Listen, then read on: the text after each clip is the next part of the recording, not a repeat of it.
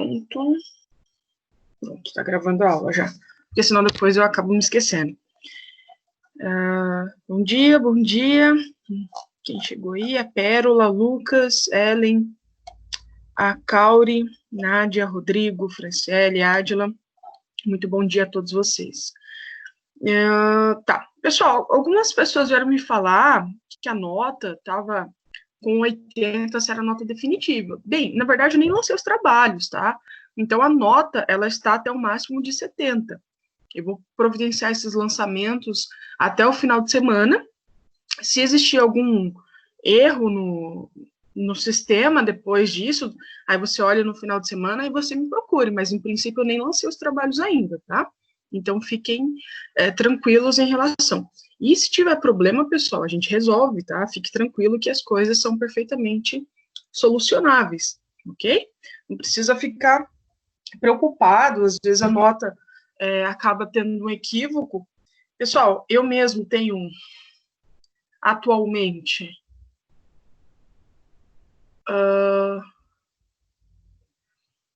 deixa eu só fazer umas contas aqui. Eu tenho 200... Eu tenho mais de 300 alunos, quase uns 350 alunos. No total, somando hoje a Unifatesc e a outra instituição que eu trabalho, então, às vezes, acaba acontecendo um equívoco de lançamento, mas essas coisas são perfeitamente corrigíveis, tá? Vamos lá. Eu vou fazer o seguinte. Para a gente iniciar a nossa aula, eu vou fazer uma dinâmica diferente, e aí depois vocês me dão um feedback se vai funcionar. O que eu pensei? Eu pensei em fazer uma espécie de lousa, tá? E assim, com as minhas anotações ao final da aula, eu disponibilizo para vocês. Eu não coloquei um material novo no sistema porque a gente não fechou a aula, tá? Mas mesmo assim, ao final dessa aula, então, o que eu anotar nessa suposta lousa, né, uma lousa improvisada, eu disponibilizo para vocês. Então, vamos lá, está sendo já projetado aí para vocês. Eu vou abrir aqui uma página em branco. Pessoal, na nossa última aula, a gente estava falando sobre a questão de violência doméstica, né? Mais especificamente a Lei 11.340 de 2006, que é a nossa chamada Lei Maria da Penha, né? Nós começamos a conversar sobre alguns aspectos dela, e eu vou recapitular com vocês o que a gente viu na última aula. Primeiro, a gente fez ali uma contextualização da norma, tá? Ou seja, quais as razões pelas quais essa lei veio a surgir no nosso ordenamento jurídico. Falei que o Brasil ele já havia assinado alguns tratados internacionais. A nossa Constituição Federal de 1988, ela fez uma previsão sobre a questão de coibir a violência em âmbito doméstico, só que, mesmo assim, a gente não identificava uma atitude mais séria do Brasil em relação a este tema, né? Em relação a este tema. E depois eu expliquei que nos anos 2000, o Brasil ele acabou passando por uma vergonha internacional quando a Comissão Interamericana de Direitos Humanos disse, olha, meu Brasil, né, vocês assinaram tratados, tem uma Constituição belíssima, só que eu não consigo identificar efetividade. E eles se referiam expressamente ao caso da senhora Maria da Penha, que foi aquela mulher vítima de 2 tentativas de homicídio do seu ex-companheiro na década de 80, e cujo réu não era julgado, né? De uma forma muito impressionante, o processo não andava. Então, a gente disse que essa lei, ela tem uma história muito importante, e daí porque as razões da sua existência. Não é a lei específica para essa senhora, tá? Por que fica muito atrelado? É porque ela conseguiu sair, digamos assim, levar esse tema para fora do Brasil, e no âmbito internacional que a gente teve esse auxílio e essa pressão para que aqui no Brasil houvesse uma modificação que foi extremamente importante nesse campo, tá? Então, nós conversamos sobre isso, essa contextualização, o surgimento da norma, tá? O surgimento dessa norma, Bom dia, bom dia, bom dia. Pessoal, vocês estão conseguindo ver aquela tela que eu estou digitando? Tá dando para ver? Hã? Tem alguém aí? Beleza, Lucas. Obrigada. Aí depois, no final da aula, eu salvo e mando para vocês, tá? As minhas anotações. Porque daí talvez vocês só prestem atenção no que eu estou falando e as anotações eu mesmo faço e disponibilizo, ok? Eu mesmo já providencio durante a aula. Então, a gente falou da contextualização, depois a gente falou da interpretação da Lei Maria da Penha. A interpretação da Lei Maria da Penha. Bem, vocês já sabem de uma coisa que é muito clara. Essa lei é para a mulher em situação de violência doméstica. Nós conversamos diversos casos sobre isso. Pessoal, não é sempre que uma mulher é vítima de algum crime que esta lei irá se aplicar. Ela é restrita ao quê? Mulher em situação de violência doméstica, tá? Então, se aplica a mulher em situação de violência doméstica. Se a mulher é vítima de um roubo, né, de uma pessoa aleatória, um estelionato, uma tentativa de homicídio de uma pessoa que não tem qualquer relação que a gente verificou, não se aplica esta lei, ok? Não se aplica esta lei. Por quê? Porque a ideia da lei é evitar âmbitos, ela exige uma questão de afetividade, né? Uma questão de afetividade e submissão desta vítima ao agressor ou agressora, tá? No plano, em relação aos agressores, eles podem ser tanto homem quanto mulher, ok? Agora, a vítima é sempre a mulher, tá? Então, a interpretação da lei é para a mulher em situação de violência doméstica, tá? Fora disso aqui, não se aplica, tá? Não se aplica a Lei Maria da Penha. Bem, olha só. E quais são essas condições de aplicação dessa lei? Vamos só pegar e abrir ela aqui. Eu já puxo. Lei 11.340. Quais são os âmbitos de aplicação dessa lei? A gente vai pegar o artigo 5º, tá? O artigo 5º da Lei 11.340, tá? Lei 11.340. Então, deixa eu dar um tab, tá. Olha, em que circunstâncias, então? Configura violência doméstica e familiar contra a mulher, qualquer ação ou omissão baseada no gênero, tá? Acabou indo para lá. Que lhe cause morte, lesão, sofrimento físico, sexual ou psicológico e dano moral ou patrimonial. 1. No âmbito da unidade doméstica, compreendida como espaço de convívio permanente de pessoas com ou sem vínculo familiar, inclusive esporadicamente agregadas, ok? Pode ser, por exemplo, um genro que vem agredir a sogra. No âmbito da família, compreendida como a comunidade formada por indivíduos que são ou se consideram aparentados, tio em relação à sobrinha, unidos por laços naturais, por afinidade ou por vontade expressa. E a terceira situação, em qualquer relação íntima de afeto, na qual o agressor conviva ou tenha convivido com a ofendida, independente de coabitação. Aí nós podemos colocar os namorados, ex-maridos, amantes que já romperam, e assim por diante.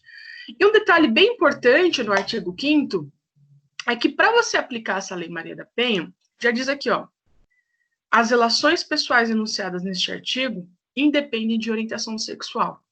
Duas situações importantes. Significa que quem pratica violência doméstica não é só o homem, tá? Essa lei, ela não se aplica só ao homem, meus amigos. Ela é em relação a, pode ser um agressor homem ou mulher, ok? Pode ser um agressor homem ou mulher. Só que a vítima é sempre a mulher. A vítima não muda, a vítima é uma só, mulher. nesse contexto que está no artigo 5º. E uma coisa bem importante, isso significa também, esse parágrafo único, que pode ser uma mãe em relação à sua filha, pode ser relações homoafetivas de mulheres, ok? Pode ser relações homoafetivas de mulheres, ok? Casal de lésbicas, em que aconteça ali a agressão, ok? Ali que aconteça a agressão. Depois nós verificamos o quê? A questão da violência, né? Quais são as violências que a lei, vou colocar LMP, Lei Maria da Penha, se preocupa, tá? Se preocupa. Quais são as espécies de violência? É o artigo 7º da lei. Vamos transportar para cá. Deixa eu ver se tem como compilar, não tem. Vou transportar para cá. Quais são as violências que essa lei vai se preocupar? Eu falei na última aula, só vou passar rapidamente, tá, sobre isso. As violências, elas estão aqui. Tá? Deixa eu só... Primeiro caso, do artigo 7º, violência física.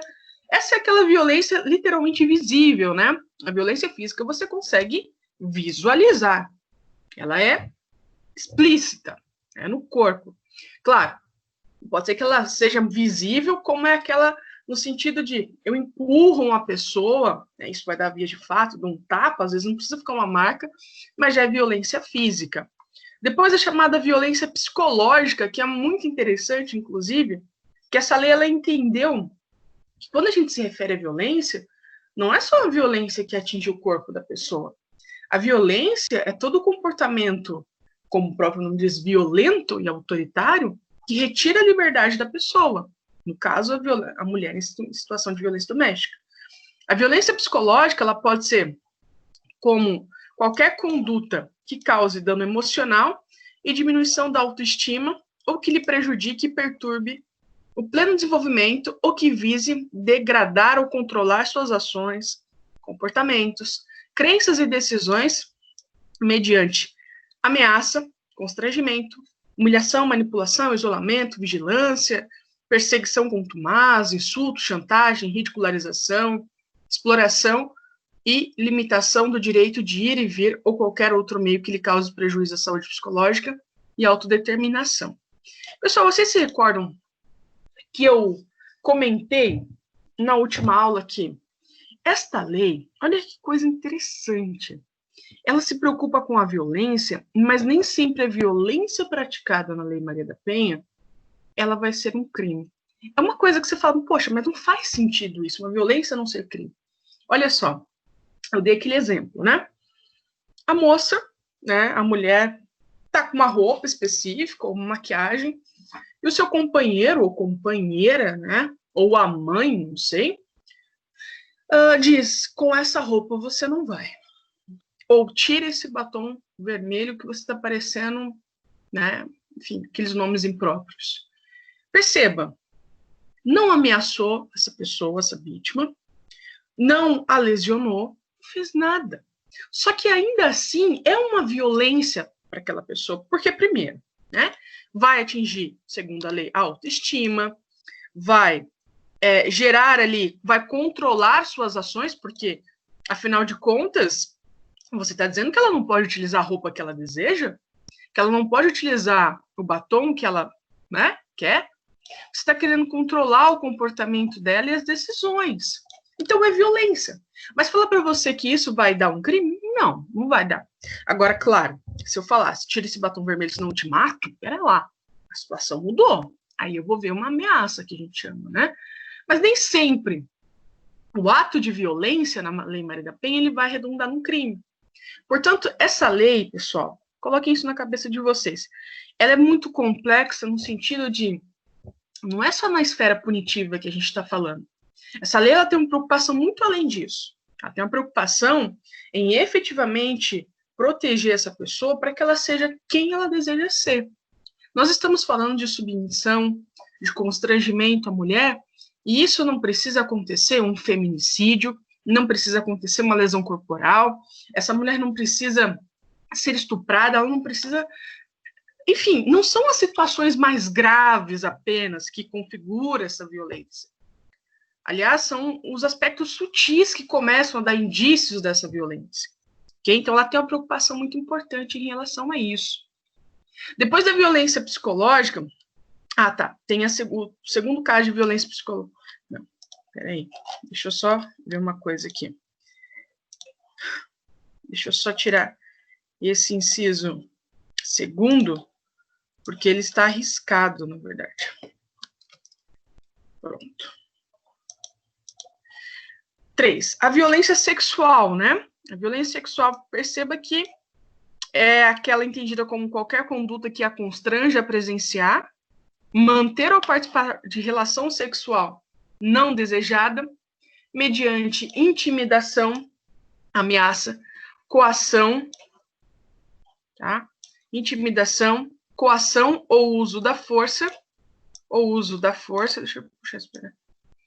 Intimidação, coação ou uso da força que a induz a comercializar ou utilizar de qualquer modo a sua sexualidade, que a impeça de usar método contraceptivo, tá? Ou que a force ao matrimônio, à gravidez, ao aborto ou à prostituição, mediante coação, chantagem, suborno ou manipulação, ou que limite ou anule o exercício de seus direitos sexuais e reprodutivos, né? Essa é uma violência, né, uma das mais graves, sem dúvida alguma. E perceba que também a gente não está falando daquela violência apenas que configure o estupro, que é a forma mais dura, né, a pior forma de violência sexual. Até o fato de se impedir que essa mulher utilize o método contraceptivo é violência sexual, tá? É violência sexual. Obrigá-la a ver o ato sexual também é violência sexual, segundo a Lei Maria da Penha, ok? Deixa eu só olhar aqui o meu chat. Depois, a chamada violência patrimonial, tá? Ou seja, eu vou atingir as coisas dessa mulher. Não é o corpo, não é a liberdade sexual. Eu vou atingi-la de modo que eu vou reter, subtrair, destruir parcialmente ou totalmente os objetos, instrumentos de trabalho, por exemplo, um computador. Se a mulher é musicista, eu destruo o instrumento musical dela.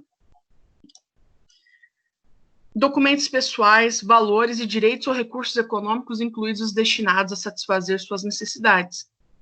E, por fim, a violência moral, né? A violência moral é aquela que vai redundar em uma calúnia, difamação ou injúria, né? Então, nós falamos sobre essa questão da violência doméstica. Pessoal, sujeito ativo.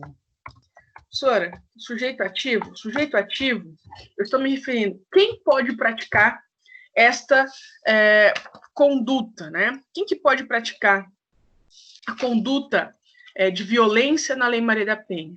Qualquer pessoa, independentemente de sexo ou orientação sexual. Portanto, pode ser homem, mulher, homem hétero, né, ou não, mulher hétero ou não, e assim por diante. Agora, o sujeito passivo, ou seja, sujeito passivo é aquele que sofre a violência. O sujeito passivo dessa lei é muito claro, muito explícito. Mulher, apenas a mulher. Claro, com esse adicional. Em situação de violência doméstica, tá? Se não estiver nesse contexto, essa lei não se aplica. Precisa ter esse contexto, tá? É imprescindível para a sua aplicação. É imprescindível para a sua aplicação. Olha, uma coisa importante, né? E as transexuais? E as transexuais? Pessoal, você já sabe o que é transexual, né? Eu expliquei quando a gente falou daquela questão de alteração do nome. Os transexuais são aqueles ou aquelas que nascem com um sexo biológico específico, mas não se reconhecem, é uma questão de identidade. Eles falam, não, mas meu sexo, meu gênero é outro, e assim por diante. Olha, a questão da transexual, quando se fala de transexual mulher, o que é transexual mulher? Nasceu homem, né? Biologicamente, anatomicamente falando, seria um homem. No entanto, ela tem essa questão de identidade que ela não vai se reconhecer ali no gênero masculino. Nesse caso, a jurisprudência tem entendido, os tribunais, né, os juízes, têm entendido que se aplica a Lei Maria da Penha, tá? Tem se entendido. Então, vou até colocar aqui, ó. Há entendimentos, eles são praticamente a maioria, tá? Há entendimentos de que se aplica a transexual, a mulher transexual, na verdade, né? A mulher transexual. Me fizeram uma pergunta, eu acho que é de uma menina do noturno. Professora, e o homem trans? O homem trans seria aquele que nasceu mulher e não se reconhece como mulher e se identifica no gênero oposto. Pessoal, aí já fica um pouco mais complicado. Eu até fui dar uma olhada nos julgamentos para ver se eu encontrava alguma jurisprudência, tá? Para tentar falar, olha, teve um caso decidido assim, assim, assado, acabei não encontrando. Confesso para vocês que eu não consegui achar. Talvez exista, mas não consegui achar nesse momento. E a discussão, ela é interessante, assim, porque você fala, se a lei se aplica à mulher, bom, para a mulher transexual que nasceu homem e hoje se reconhece como mulher, se aplica. Acho que não tem dúvidas em relação a isso. Só que o homem trans, será que se aplica nesse caso? Ele se encontra no gênero masculino atualmente, né? Professora, mas e a vulnerabilidade física, por exemplo? E aí? Pois é, fica essa questão aberta, tá? Fica essa questão aberta porque, por enquanto, eu não tenho aí uma situação concreta para trazer para vocês e dizer, olha, houve aplicação para um homem trans aqui. No entanto, não é difícil, você vai encontrar fundamento para as duas situações, tá? Vai dar fundamento para as duas situações. Mas eu não vi uma jurisprudência sobre o homem trans, né? O homem trans enquanto vítima, se aplicou ou não aplicou. Ok? Bem, o que mais nós temos para conversar nesse momento?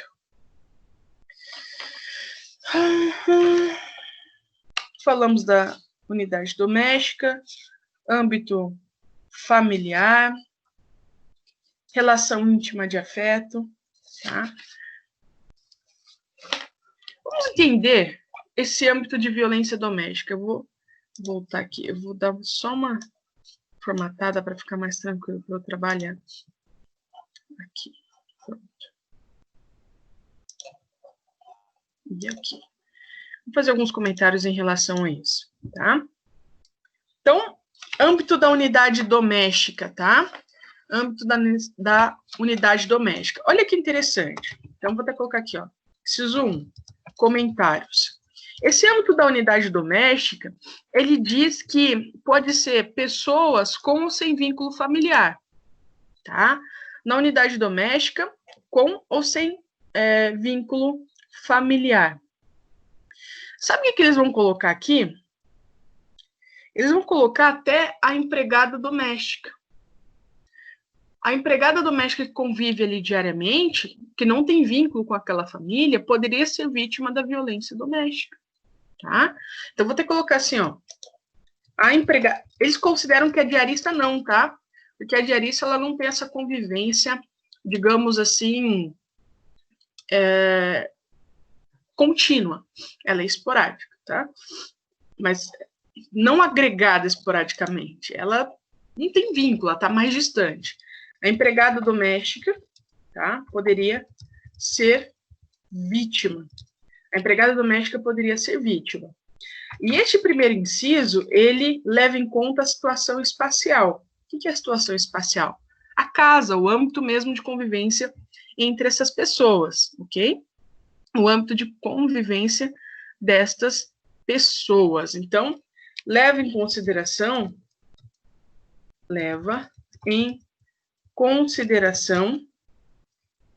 o âmbito espacial, que é chamada unidade doméstica, tá? Que é chamada unidade doméstica. Já o inciso segundo, que vai falar sobre família, né? Vou colocar aqui comentários. Primeiro, não precisa ser dentro da casa especificamente para essa violência acontecer, tá? Não exige nem que essas pessoas coabitem para se aplicar, que vivam na mesma casa. Então, independe do espaço, não precisa ser na mesma casa, tá? Não exige coabitação. Olha o exemplo que se aplica à Lei Maria da Penha, e essas pessoas não convivem juntos. Vamos pensar aqui, uma mulher já adulta, tem lá sua vida, mora até sozinha, e o seu pai vem a agredir em alguma circunstância de violência doméstica. Nesse caso, eles nem convivem juntos, tá? Nem convivem juntos. Então, exemplo aqui. Exemplo. Pai e filha. Tá? Não precisa acontecer dentro da casa, tá? Não precisa acontecer dentro da casa. E o terceiro tópico, eu quero fazer o seguinte comentário. Qualquer relação íntima de afeto, nós vamos colocar aí amantes, namoradas, ex-namoradas, tá? E assim por diante. Então, amantes, namoradas, ex-namoradas, e assim por diante. Tem uma pergunta interessante sobre isso aqui, relação íntima de afeto. Será que a amizade se aplica? Tá? Será que a amizade aplica ou não? Olha, é discutível. Por quê? Relação íntima de afeto até de fato poderia ser uma amizade, só que essa lei ela está se preocupando muito mais com uma questão amorosa, sabe? Um vínculo amoroso, assim, de relação mesmo entre essas pessoas, de troca sexual, de modo que a amizade ela ficaria excluída desse caso, ok? Ela ficaria excluída desse caso. Tem um assunto que eu quero conversar muito com vocês agora, é a forma de atendimento dessas mulheres vítimas de violência doméstica. Pessoal, esse é um assunto difícil de ser conversado, porque essas mulheres que já passaram por essa violência, elas, primeiro, têm uma vergonha muito grande de falar sobre isso, é um constrangimento, e segundo, que nós temos uma dificuldade bem alta, por conta de ser uma lei muito recente, de não haver uma estrutura mesmo para atendimento dessas mulheres, de modo que os atendimentos, por diversas vezes, eles podem ser o que a gente chama de uma revitimização dessa pessoa. Como assim revitimização? A forma como essa pessoa é perguntada, ela se sente envergonhada, ela pode se sentir culpada por ela ter dado causa àquelas circunstâncias, tá? Para isso, foi feito uma alteração na Lei Maria da Penha, tá? Uma alteração na Lei Maria da Penha, artigo 10, para que isso não venha a acontecer. Artigo 10, tá? Artigo 10. Artigo 10A, aqui. Artigo 10A. Já eu vou pegá-lo aqui. Esse artigo 10A, ele pretende que as pessoas que façam o atendimento dessa mulher, elas não sejam revitimizadas, tá? Olha aqui. Não revitimização da depoente, que é a mulher que está prestando depoimento sobre a violência que ela sofreu, evitando sucessivas inquirições, ou seja, que ela seja perguntada diversas vezes, ouvida diversas vezes sobre o mesmo fato, tá? E questionamento sobre a vida privada, ok? E outras situações. Bem, o que é essa revitimização, pessoal? Ela acontece, tá? E como que ela acontece? É quando você está ouvindo a vítima de um crime, e ao invés de você perguntar especificamente sobre os fatos, como aconteceu, as perguntas são orientadas para o seguinte sentido. Tá, mas será que você não mereceu isso aí? O que você fez para você apanhar? Essas perguntas, elas deixam as suas vítimas inferiores, te coloca numa situação de vulnerabilidade. Você já está extremamente vulnerável por você ter sido vítima. Então, o intuito desse atendimento policial, de quem está tendo o primeiro contato com essa vítima, é que isso seja o quê? Seja feita uma humanização desse atendimento. Olha, na violência doméstica, né, a depender de qualquer circunstância, isso deve ser evitado. Tem um crime que, olha, acontece isso demais, é surreal, essa revitimização. O estupro, pessoal. O estupro é um crime que é um absurdo, às vezes, como é conduzido uma inquirição. Eu já vi situações de agentes públicos fazerem perguntas, piadas, assim, um show de horror. Tá? Um show de horror. Vou dar exemplos, tanto aqui do Brasil, quanto fora do Brasil. Vou dar um exemplo fora do Brasil, porque ele gerou uma repercussão na Espanha muito grande, tá? Uma repercussão na Espanha muito grande. Há um caso, inclusive eu falei na live lá com a Manu, chamado La Manada. Aconteceu na Espanha, foi um estupro coletivo de uma moça, e um dos juízes, ao julgar lá o recurso, ele foi se pronunciar sobre o comportamento da vítima. E assim, é de arrepiar. Ele falava que a vítima, porque esse estupro foi filmado, então eles tiveram acesso ao vídeo, a vítima estava de olhos fechados, a vítima não gritou, a vítima não esboçou um comportamento de resistência, o que levava ele a pensar que, naquele caso, não seria uma violência, como ela estava dizendo. Pessoal, ela estava no poder de 5 homens. Quem é que vai resistir? No sentido de, como que eu vou oferecer resistência e sair disso aqui? Né? A mulher foi arrastada para um beco. Aí, o que eu tenho que fazer, então? Qual que é o comportamento de uma vítima de um estupro? Fala para mim, qual que é o comportamento esperado de uma vítima de estupro? Ele falou que dava a entender que ela estava sentindo um prazer no final das contas. Horrível! O que é isso, cara? O que é isso, sabe? Ao invés de julgar o comportamento dessas pessoas que cometeram o crime, é a vítima que está sendo julgada? Então a gente vai falar sobre a roupa dela? Sobre o que ela gosta ou não gosta? Que isso? Né? Que coisa absurda é essa? Esse foi um caso que chocou a Espanha, porque foi agora, 2018, 2019, que isso veio a público. Você fala, mas gente, como assim? O cara tá tendo a pachorra de falar. Vou até voltar para o meu rosto aqui. O cara tá tendo a pachorra de falar sobre uma coisa ridícula dessa, né? Então perceba o seguinte, como é que você coloca, na verdade, a vítima no banco dos réus, quando o delinquente é o estuprador, né? Ou a estupradora, que poderia ser também. Que isso? No Brasil, eu não lembro o ano, se foi 2017, 2016, não me recordo exatamente o ano. Nós tivemos um caso de estupro coletivo no Rio de Janeiro, e a situação foi mais ou menos assim, né? Ela foi estuprada, não sei por quantos homens lá. Aí surgiram algumas imagens e começaram a questionar por que ela estava no morro? Por que ela estava ali? O que ela estava fazendo ali? Né? A mídia, inclusive, fomentou esse debate. As pessoas falaram assim, não, mas ela estava... Eu vi até gente de altos cargos públicos falando, ela queria bater o recorde. Gente, eu não sei vocês, mas eu passo mal ouvindo essas coisas.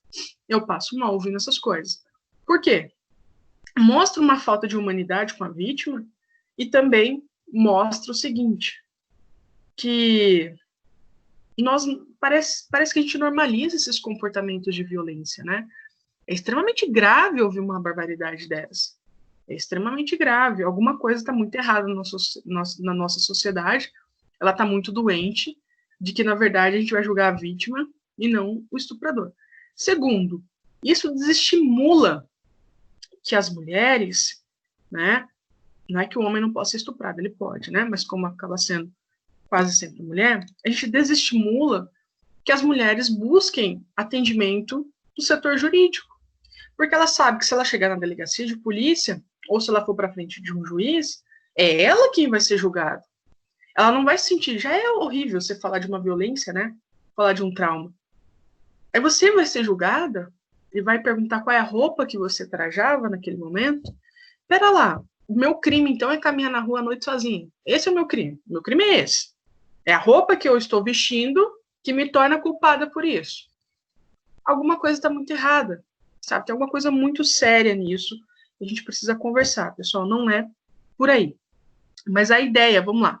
A ideia da alteração da Lei Maria da Penha, que vai buscar que isso não aconteça, essa revitimização, é por conta desse tipo de coisa, tá? É por conta desse tipo de coisa. Mesmo tendo essa alteração, nós vemos acontecer essas infantilizações e revitimizações, julgamento das vítimas em alguns crimes. Fica muito evidente nos crimes sexuais, mas pode acontecer com qualquer um. Então, eu vou projetar aqui a minha câmera, a minha tela de novo. Vamos fazer alguns comentários sobre isso. Vamos fazer alguns comentários. Bem, então, o atendimento pela autoridade policial.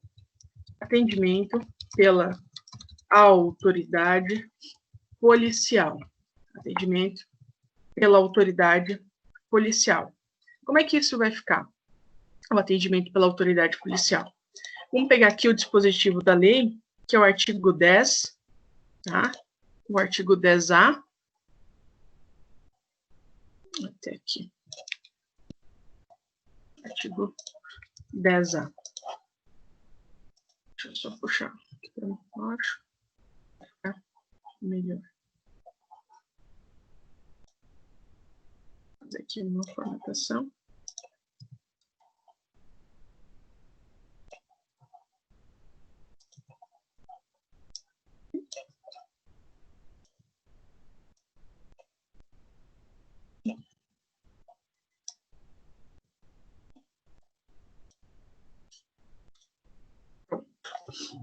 Vamos lá, então esse atendimento pela... vamos pensar, a gente está com uma situação de violência doméstica, a mulher que sofreu alguma violência, daquelas que a gente já conhece, pode ser psicológica, patrimonial, sexual, e aí ela busca atendimento da autoridade policial, correto? Buscando, né, uma reparação, uma proteção aos seus direitos. Como é que isso vai acontecer?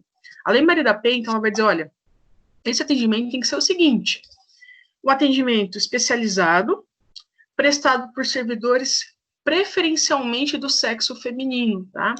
Preferencialmente do sexo feminino, por uma questão de solidariedade, por uma questão dessa vítima se sentir um pouco mais acolhida. Não é que isso, não é que a mulher ela vai ser totalmente solidária, mas presume-se, né, como sendo do mesmo sexo, que ela teria essa capacidade de solidariedade, né? E para uma vítima falar para um homem sobre essa violência também é um pouco constrangedor. Então, a ideia é que preferencialmente sejam servidores do sexo feminino. Ainda, o parágrafo 1º vai dizer que esse atendimento tem que ser da seguinte maneira: salvaguarda da integridade física, psíquica e emocional do depoente, considerada a sua condição peculiar de pessoa em situação de violência doméstica e familiar. A ideia é que essa pessoa seja acolhida, tá? O primeiro está dizendo para a gente que essa pessoa seja acolhida. O segundo caso que deve ser respeitado, garantia de que em nenhuma hipótese a mulher em situação de violência doméstica e familiar, familiares e testemunhas terão contato direto com o investigado ou suspeito e pessoas a ele relacionadas. Imagina colocar essa vítima junto com o seu agressor. Pelo amor de Deus, né? Falta totalmente a humanidade. Então, precisa ter esse cuidado, deixá-la longe, afastada desse agressor. Depois, não revitimização da depoente, evitando sucessivas inquirições sobre o mesmo fato nos âmbitos criminais, cíveis e administrativos, bem como questionamentos sobre a sua vida privada. Perguntar o que ela faz, o que ela veste, o que ela gosta, isso não vem ao caso. O crime aconteceu, é sobre o crime que deve ser questionado. As situações de ordem pessoal é problema dela, você não tem nada a ver com isso. Esse julgamento não é você quem tem que fazer. tá? Não é você quem tem que fazer. Essa revitimização, eu só quero fazer um comentário aqui. Nessa revitimização, o que é revitimizar uma pessoa? Pode ser paternalizar, infantilizar. Vou te dar exemplos. Nossa, tadinha, sério? É sério mesmo isso que aconteceu? Meu Deus, que é isso? Né? Ou, por exemplo, enfim, né, sua história. Ou ficar fazendo esse julgamento. Tá? Torná-la vítima pela segunda vez. Então, tem que ter uma certa técnica para isso. Importante até que às vezes tenha assistência psicológica nesses casos, para que esse depoimento seja prestado de uma maneira bem adequada, né? Adequada e com o profissionalismo que é necessário. Também há uma preocupação com o local em que essa pessoa vai ser ouvida. Ó, na inquirição da mulher em situação de violência doméstica ou de testemunha de delitos, que trata essa lei, adotar-se-á preferencialmente o seguinte procedimento. Inquirição será feita em recinto especialmente projetado para esse fim, o qual conterá equipamentos próprios e adequados à idade da mulher, em situação de violência doméstica familiar, ou testemunha, e ao tipo de gravidade da violência sofrida. Essa questão da idade, por exemplo, como pode ter uma criança vítima de violência doméstica do sexo feminino, é importante se atentar a isso e ter um ambiente propício para uma criança, né? É importante ter esses ambientes, tanto para pessoas adultas, quanto para pessoas, as meninas, né? As criancinhas. Quando for o caso, a inquirição será intermediada por profissional especializado em violência doméstica e familiar, designado pela autoridade judiciária ou policial, psicólogos, né, nós estamos falando, e depoimento registrado em meio eletrônico ou magnético, tá? Registrado em mídia para não ficar sendo ouvida de novo. Então, já faz o registro e aí já supre esse tipo de coisa. Perfeito? O que mais que a gente tem para conversar sobre essa lei? Que é importante. Deixa eu ver. Ok. Pessoal, vocês sabem a quem compete julgar esses crimes contra as mulheres, né? A ideia da lei é que nós tenhamos varas especializadas, tá? Varas especializadas para crimes dessa natureza, ou seja, só uma vara para violência doméstica. No entanto, nem sempre é possível ter essas varas, porque, como eu disse para vocês, depende do porte da cidade, o Estado ele vai fazer essa organização judiciária. Então, cidades maiores têm juizado de violência doméstica, como Maringá, Londrina, Curitiba e outras tantas. Agora, Paranavaí não tem um juizado especializado em violência doméstica. Por quê? Não é má vontade. É porque a estrutura do local é menor, né? E ela é menor, daí não tem. Só que a nossa lei de violência doméstica, no seu artigo 14, ela nos diz que tem que haver esse juizado, tá? O juizado de violência doméstica familiar contra a mulher, órgãos da justiça ordinária com competência civil e criminal, poderão ser criados pela União, Distrito Federal, territórios, para o processo e julgamento e execução das causas decorrentes da prática de violência doméstica. Ok? A regra é que exista o juizado da violência doméstica. No entanto, tá? No entanto, se não existir, a lei já fez uma solução no seu artigo 33. Olha só. Enquanto não estruturados os juizados de violência doméstica e familiar contra a mulher, as varas criminais acumularão as competências civil e criminal para conhecer e julgar as causas decorrentes da prática de violência doméstica e familiar contra a mulher, observadas as previsões, Então, regra, né? Vou até colocar aqui. Deixa eu pegar aqui o artigo 14. Regra, né? Competência, vou colocar. Competência para julgamento dos crimes tratados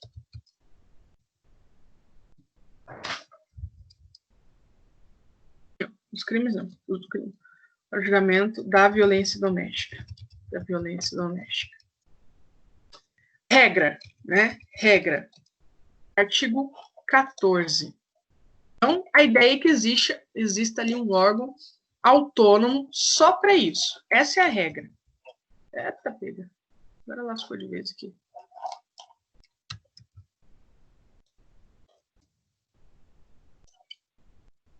Deixa eu fazer assim.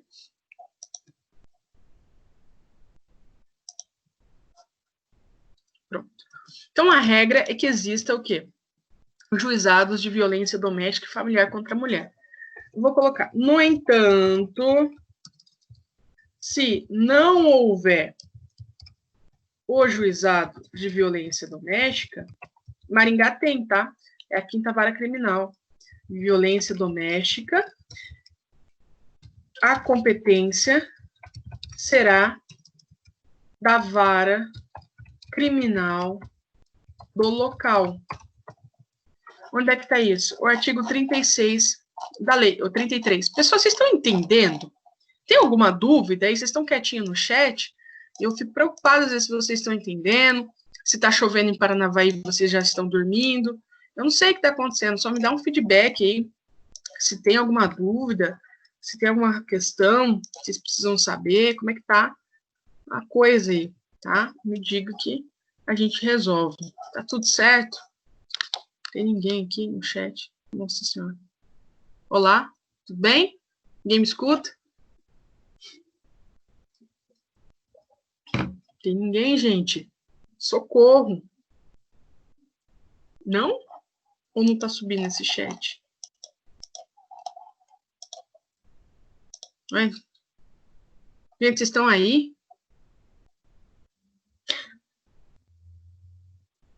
Olá? Professora, a gente respondeu ali no chat, não tá subindo para você. Ah, tá. Então, não tá, parou aqui 10:07. Mas beleza. Beleza. Ok. Qualquer coisa, então, pessoal, quando é assim, se eu não abrir esse chat e não estiver subindo, e você tiver alguma dúvida, habilita o seu microfone, tá? Habilita o microfone e fala comigo, porque realmente parou aqui o chat para mim. Ok? Qualquer coisa, vocês podem falar. Então, se tiver dúvida, para, habilita o microfone e pode falar, fique à vontade, não tem problema nenhum em fazer isso, ok? Então, a regra é, quando tiver o crime de violência doméstica, vamos ter um órgão especializado para isso, né?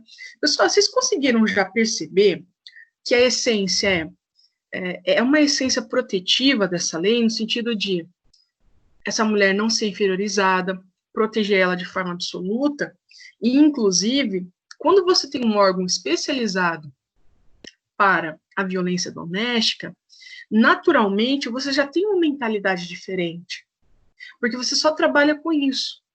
Só trabalha com isso. Então, sua perspectiva, o juiz que está à frente disso, o promotor de justiça que está à frente disso, eles têm uma perspectiva bem interessante, porque eles já sabem como funciona o sistema. Não é que um juiz criminal não vá dar atenção devida, muito pelo contrário, não é isso.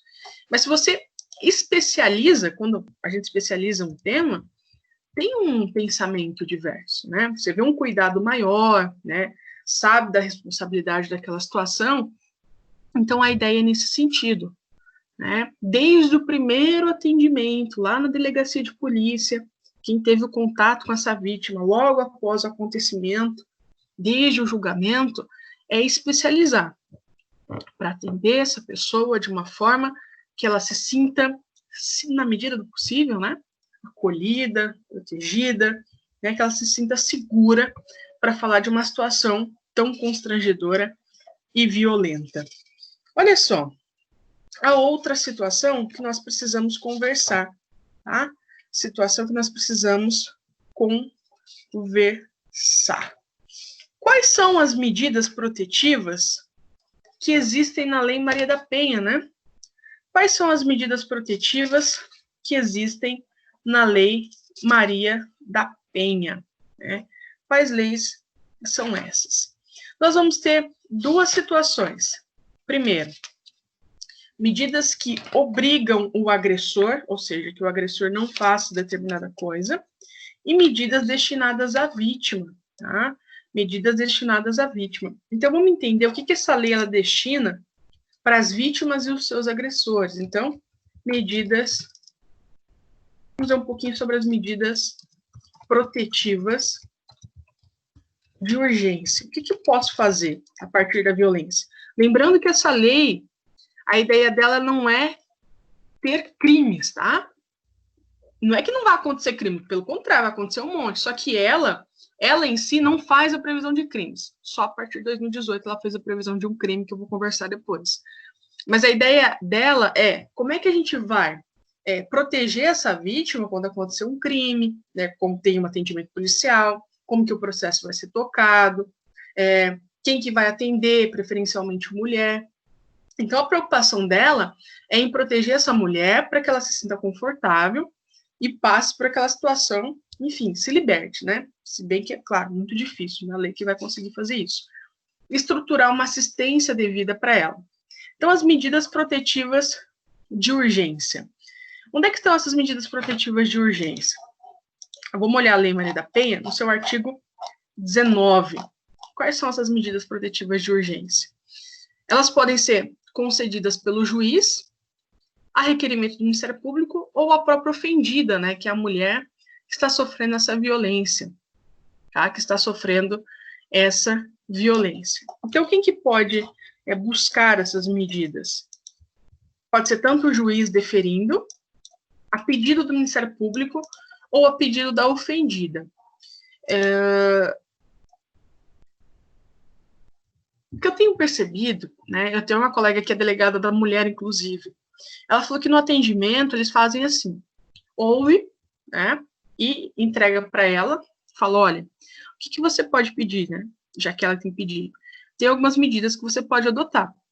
Eles entregam uma lista, explicam o que cada medida significa, e ela mesma assinala o que ela deseja, e eles encaminham para o juiz, e o juiz avalia se vai deferir aquele pedido dela ou não, né? Que é bem interessante, né? Porque daí ela mesma já decide se ela não quer mais o contato, se quer que ele se afaste do lar, ela já decide o que ela deseja, como nós veremos. Então, vamos ver em espécies, né? Vamos ver em espécies. Vamos ver primeiro o que obriga o agressor, o cara que agrediu essa mulher. O que vai obrigar o agressor? Aconteceu a violência, o que eu posso pedir? O que vai dar para o agressor? Então, vamos ver o que a Lei Maria da Penha vai colocar nesse caso. Vamos, então, para medidas que obrigam o agressor, ou seja, medidas que o agressor receberá. Deixa eu só configurar aqui antes. Isso aqui. Isso aqui. Artigo 22 da Lei Maria da Penha. Constatada a prática de violência doméstica e familiar contra a mulher, nos termos desta lei, o juiz poderá aplicar de imediato ao agressor, em conjunto ou separadamente, ou seja, uma ou mais medidas, tá? Em conjunto, ou seja, mais alguma coisa, ou separado, as seguintes medidas protetivas de urgência. Primeiro, suspensão da posse ou restrição do porte de armas, com comunicação ao órgão competente, nos termos da Lei 10.826, que é a nossa lei de armas. Este tópico, pessoal, da suspensão da posse ou restrição do porte de armas, nós estamos nos referindo às pessoas que legalmente, né, têm arma, porque quem não tem registro, quem não tem a regularização desse armamento, ele está cometendo outro crime, inclusive.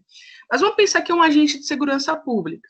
Pode ser um guarda municipal, um policial, um bombeiro militar, não sei, um agente de polícia federal. Ele está envolvido numa relação de violência doméstica, correto? E aí, ele está usando sua arma, porque, aliás, é um instrumento do trabalho dele, só que o juiz ele pode acabar suspendendo o porte, em virtude da prática desse crime, tá? Ele pode acabar suspendendo.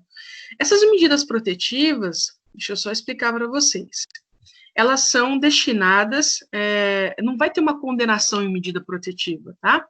ela é uma medida tomada para proteger a vítima, mas ninguém é condenado a ter a suspensão da posse de arma. Isso é só para uma proteção da vítima, ok? Então, pessoas que têm um porte de arma ali, a posse, né? Professora, qual que é a diferença entre posse e porte? A posse, ela fica, geralmente, em locais em que a arma fica armazenada. A pessoa tem a posse, ela tem o registro certinho. Fica lá dentro de casa, ela não pode transitar com esse armamento. Tá dentro da casa, tá tudo certo. Agora, o porte é a autorização que eu tenho justamente para levar comigo esse armamento para onde quer que seja. Tá? O porte, ele já é mais amplo. Eu posso transitar com essa arma, só a posse eu não posso. Outra medida que pode acontecer, afastamento do lar, domicílio ou local de convivência com a ofendida. Essa aqui é clássica, né? O primeiro já é um pouco mais difícil, no final das contas, sabe? Nem é todo mundo que, graças a Deus, tem arma. Só os agentes de segurança pública, atualmente no Brasil. E você, sendo uma pessoa civil, para ter arma já é um pouco mais restrito no Brasil. É bem difícil, inclusive, ter armas. Graças a Deus, né? Deixar para quem sabe mexer com esse negócio, né? Deixar para os policiais, deixar para os agentes da Polícia Federal, que são pessoas que têm aí treinamento suficiente e conhecem aquele objeto que merece todo cuidado, porque não é brincadeira aquilo. Agora, afastamento do lar já é mais fácil de ver, né? Qualquer pessoa, afastamento do lar. O sujeito tem que sair daquele recinto por conta da violência doméstica. Aí é o terceiro, outras medidas. Que medidas são essas? Aproximação da ofendida, né? Sabe aquelas aproximações? Não pode aproximar-se a 500 metros. De seus familiares e testemunhas, inclusive dos familiares. Sabe aquele cara? Uma mulher termina, ele não aceita o término, aí ele começa a ameaçar. Ah, se você não voltar comigo, eu vou te matar, que não sei o quê, não sei o quê. Daí a mulher vai lá, registra o boletim de ocorrência, pede essa medida protetiva de que ele não se aproxime dela, e aí o cara começa a ir nos familiares dessa vítima, né? Ah, eu quero que não sei o quê. Para evitar isso, a própria lei já falou, vamos proibir que ele também mantenha contato com os familiares e testemunhas, seja por meio de ligações, telefone, cartas, é que hoje ninguém manda carta, né? Mas carta, e-mail, mensagem em rede social, pode ser qualquer coisa. Perdão, esse é o segundo caso, que é o contato, né? O primeiro caso é só mesmo de aproximação entre corpos, que a gente fala. Vou trazer um caso bem interessante para vocês. Como o meu chat não está subindo, quem tiver resposta pode habilitar o microfone. Vou colocar o seguinte caso para vocês pensarem. Um casal que estuda juntos. Um rapaz e uma moça. O rapaz agride essa moça, correto? Violência doméstica, está numa relação íntima de afeto, já sabe. E ela pede uma medida para que ele não se aproxime dela. No entanto, eles estudam na mesma sala. E aí, pessoal? Ele vai ter que trancar a faculdade? O que vocês acham? Pessoal, meu chat não está subindo. Pode falar no microfone. Por favor, fala comigo. Estou aqui sozinha. Eu acho que não. Quem fala? Deixa eu só ver quem está falando. Bianca? Bianca. Você acha que não, Bianca? Que ele vai... Então ele pode estudar? Ele pode. É público, não é local? Uhum. Então, bem interessante essa questão. Essa é uma questão real mesmo que aconteceu, de um casal que estudava juntos e teve uma violência doméstica. Aí o rapaz fez uma defesa e falou assim, tá, eu não quero, tá, eu respeito, não vou ter contato com ela, só que se você der essa medida de afastamento lá de 500 metros, a minha sala de aula não tem 500 metros. Eu não consigo estudar e eu vou ser prejudicado. Aí foi o seguinte entendimento. Ok, então, quando se tratar da faculdade, estiver no ambiente de estudo, pode ficar na mesma sala, só que não pode ter contato verbal. Tá? Veja, protege a vítima, mas ao mesmo tempo não prejudica o agressor, né? Que iria perder o ano letivo, iria ter um prejuízo danado. Daí falou, bem, essa medida protetiva também não pode chegar ao ponto de o sujeito ser prejudicado. E o exemplo, por exemplo, o fato de pessoas que trabalham juntas, na mesma empresa, o cara vai ter que ser demitido? Então, a gente precisa pensar nesse sentido também. A ideia é proteger a vítima. Tá perfeito, mais do que certo. Só que eu preciso olhar também até que ponto essa situação não chegue de modo que esse cara seja prejudicado absolutamente. Não é que ele não mereça, tá, a punição, ele merece, deve receber a punição. Só que os tribunais eles têm entendido o seguinte, quando tem situação de convivência quase que obrigatória, por trabalhar no mesmo local, estudar na mesma faculdade, às vezes na mesma sala, vamos ver, será que dá para fazer assim? Dá, tá dando, então ok. Então aí vamos encontrar uma solução que eu proteja a vítima, mas ao mesmo tempo não prejudique absolutamente esse cara, né?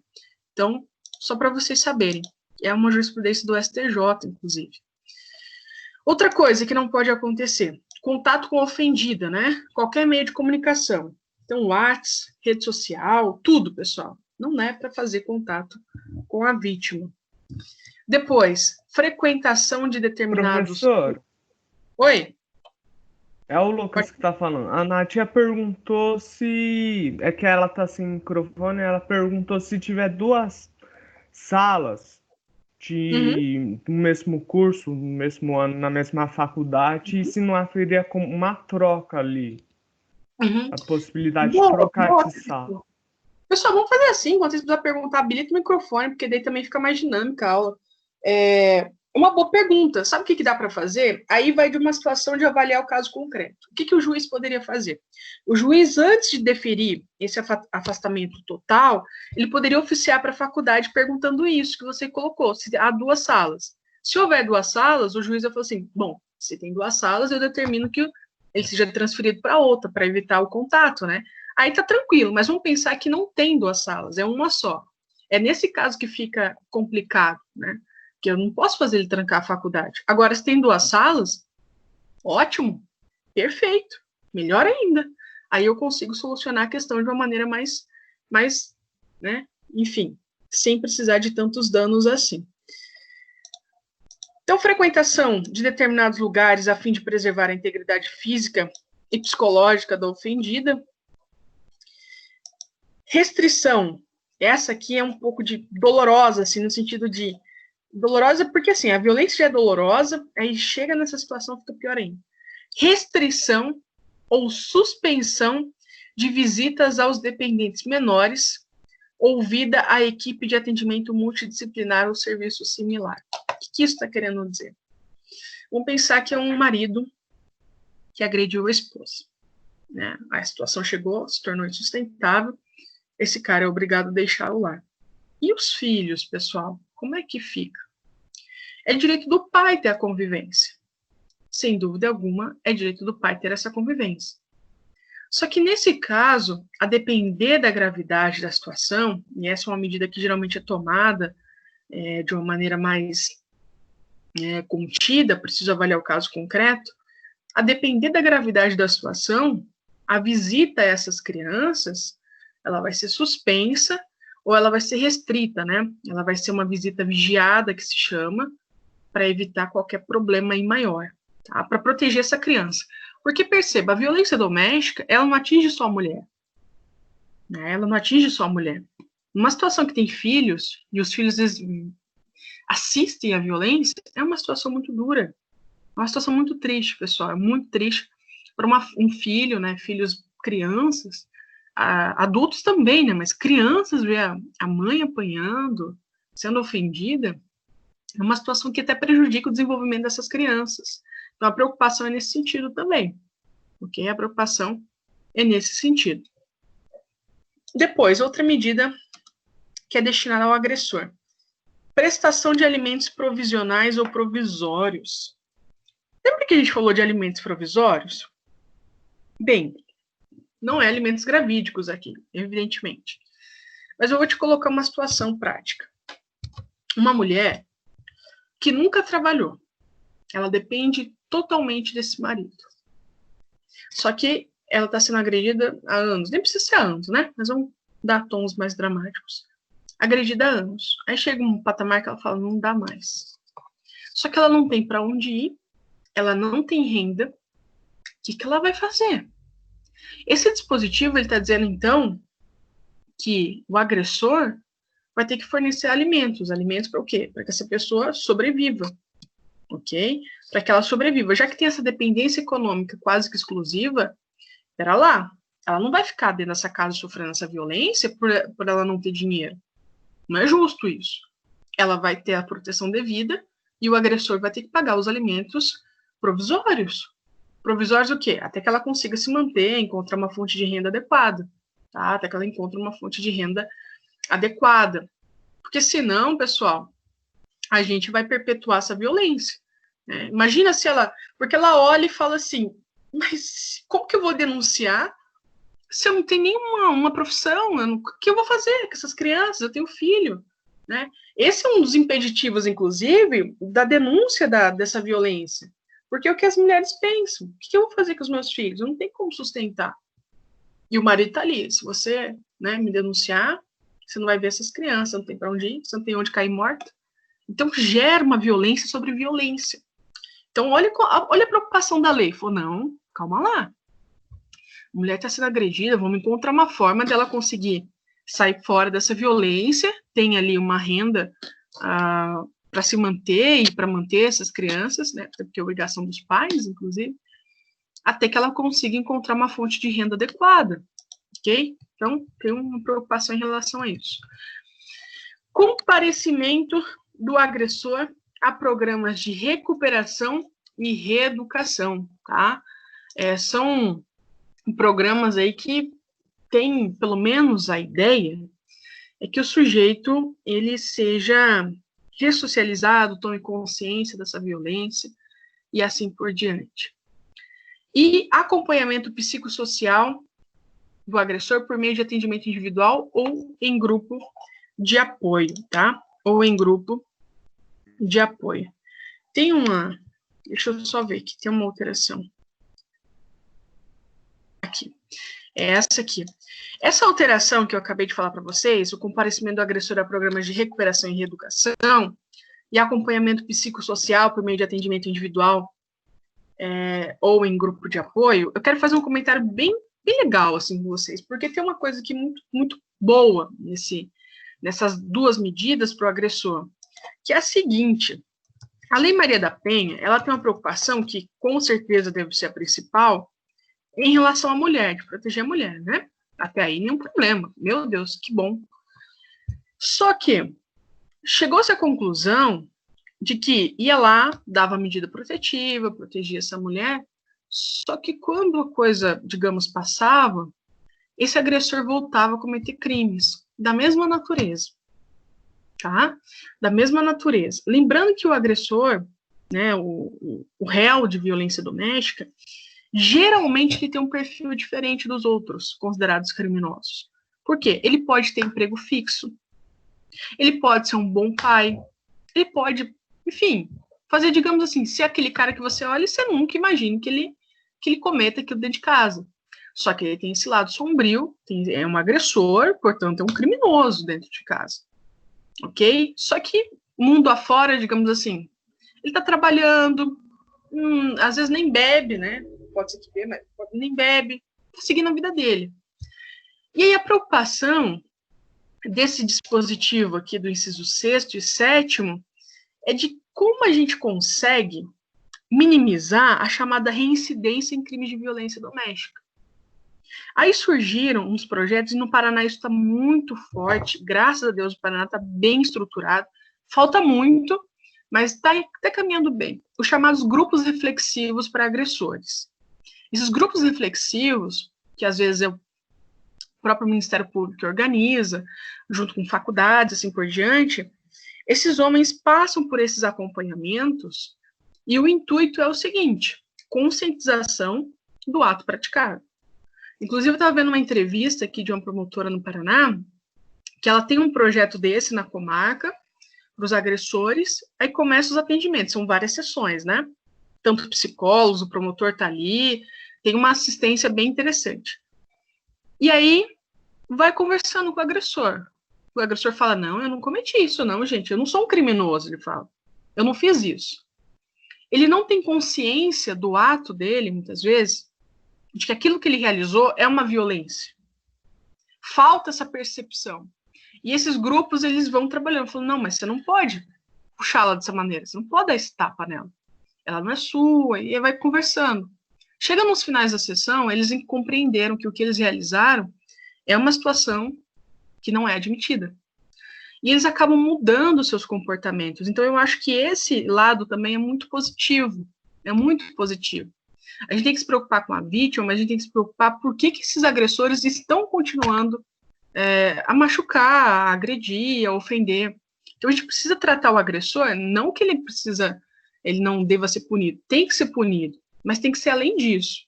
Ele precisa perceber que a situação que ele fez é assim, e que ele não deve realizar mais, porque se ele realizar, ele vai voltar a ser réu. Isso é bem legal, eu acho muito legal a gente ter um projeto nesse sentido, de trabalhar com os agressores, para que eles não voltem a delinquir, tá? Eles não voltem a delinquir.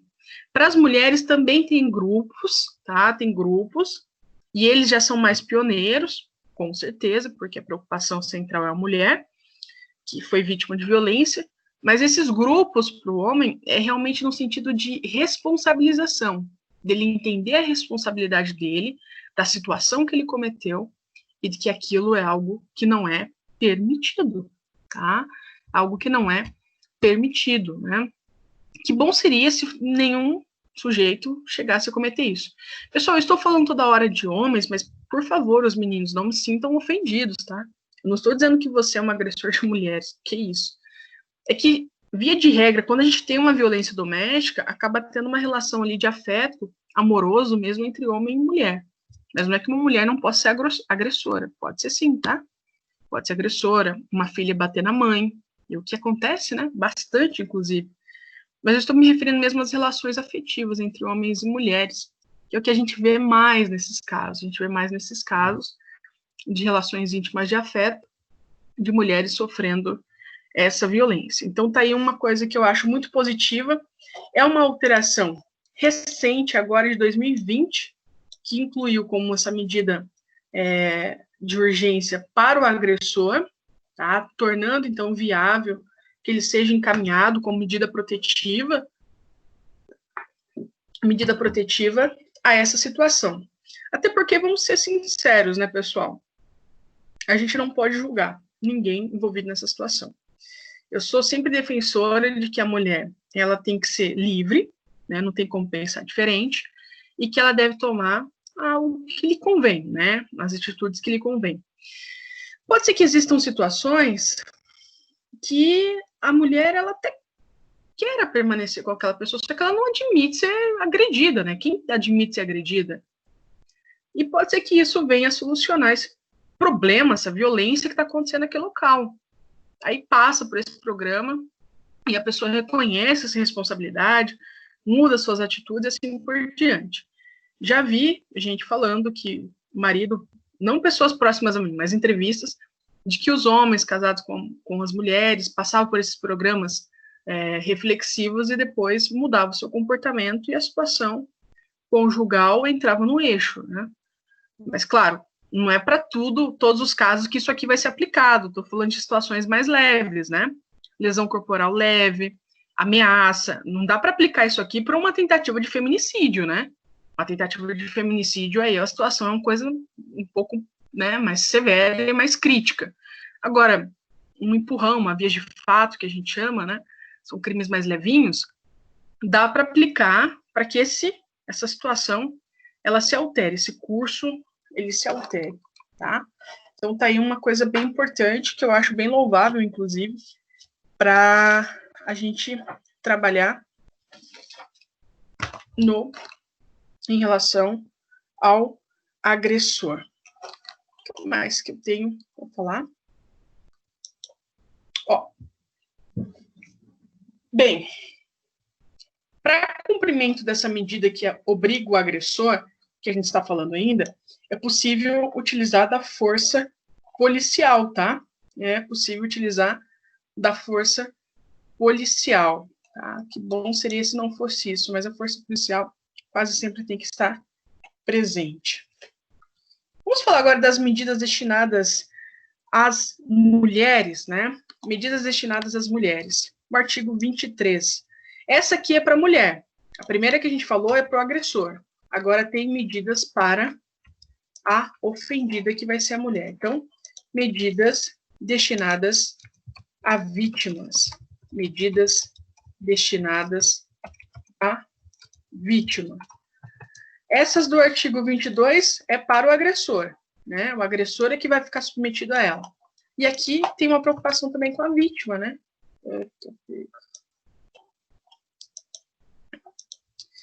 Que medidas são essas para vítimas? Primeiro, encaminhar ela e os seus dependentes a programa de proteção comunitário, programa oficial comunitário de proteção ao atendimento, às vezes CRAS e assim por diante.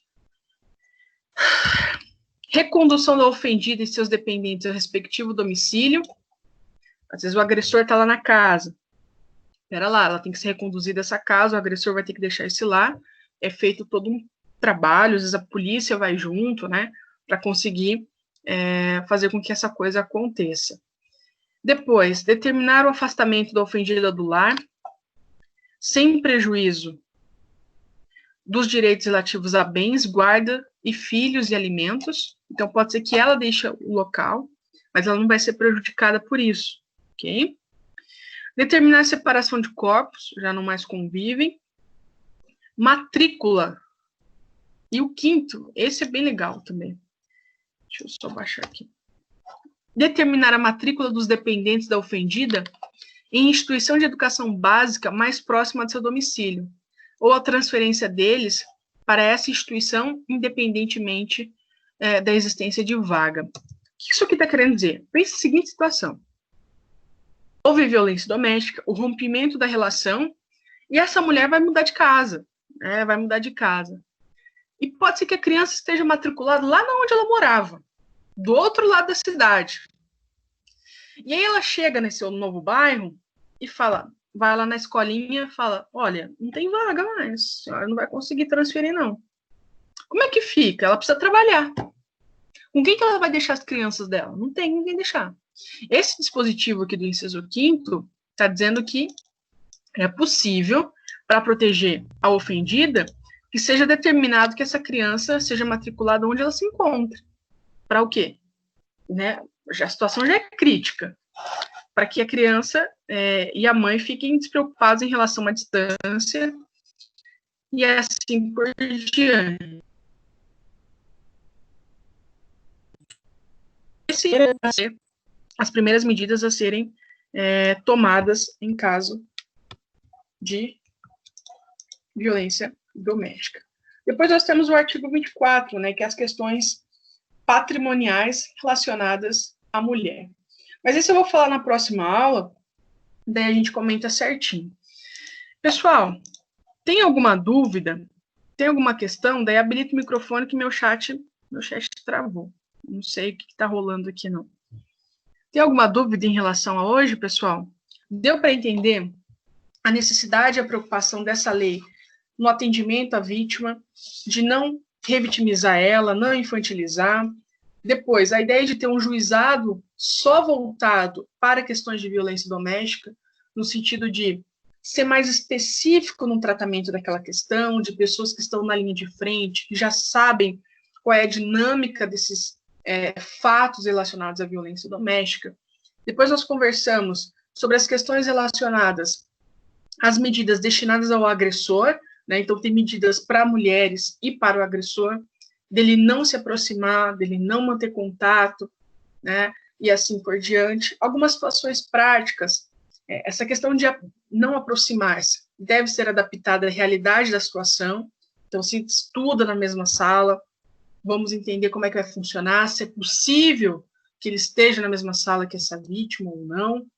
De outro modo, também a questão de trabalhar no mesmo local, será que vai ter que ser despedido para aplicar a medida? Calma, que também é uma medida muito grave, despedi-lo por conta disso, né? Precisa ser punido? Precisa, mas eu preciso adaptar essa medida protetiva à realidade da situação.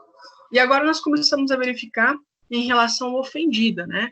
Em relação à ofendida. Identificamos ali a questão de ela ser encaminhada a programas de proteção e atendimento.